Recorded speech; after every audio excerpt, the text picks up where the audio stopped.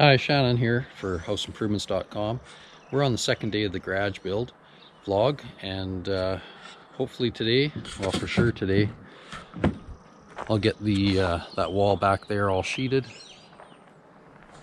and get this front wall that's going to go across here that'll have the overhead door and the walk-in door in it. That'll all be done as well.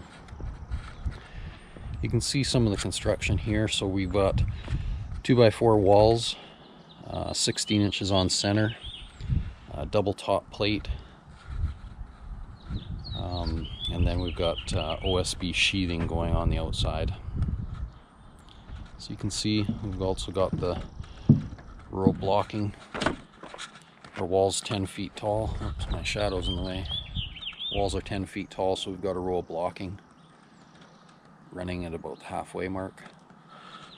We've got pressure treated bottom plates, but everything else is standard spruce basically. So yeah, so like I said, today I just want to get all the walls framed. The truss package is going to get delivered, and then we'll get to standing this thing up. Okay, so I'm all complete for day 2. I got all the walls framed up.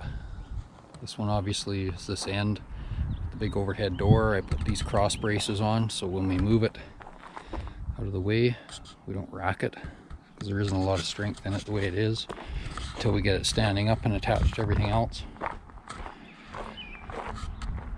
Back wall's all finished. Because of the style of this gable, it's a boxed end gable, I need these extra ladders. You'll see as we construct it how those are going to work. Rafters showed up today, trusses, so they're all stacked up here. The regular ladders over there for the gable ends. I've got my plywood covered up because it's supposed to maybe rain tonight. So a boxed end gable is basically this, where the gable is sitting out about, well in this case, a foot further than the actual wall instead of being flush.